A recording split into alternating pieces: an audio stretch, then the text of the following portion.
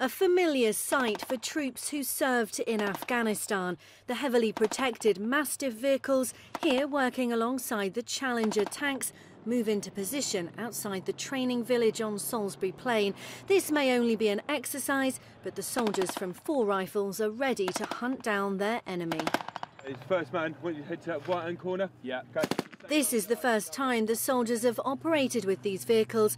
They're used to deploying as light infantry, but their new mechanised infantry role is bringing a whole range of challenges. I think there's been a lot of talk about the state of the vehicle fleet, etc. And of course there are worry beads that emerge as you prepare for something like this. But I've been amazed at the capability that we've got here, and to have just over 220 vehicles out here now from a pool of about 240, 250, I think that goes to show that this vehicle is more than capable.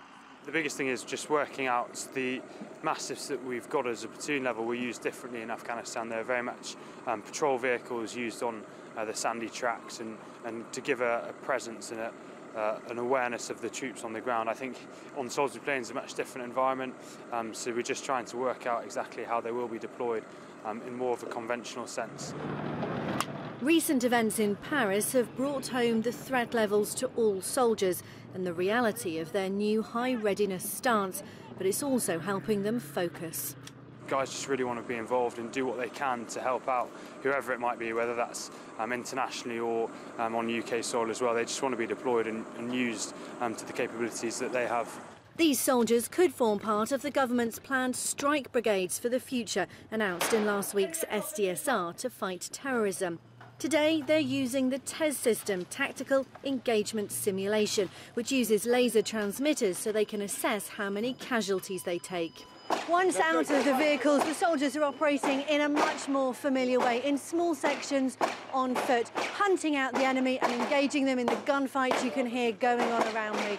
This is back to basics for infantry warfare. I suppose it's got pros and cons. Sort of bringing the vehicles in, we can get a lot closer, so we've got that added protection from the Mastiffs.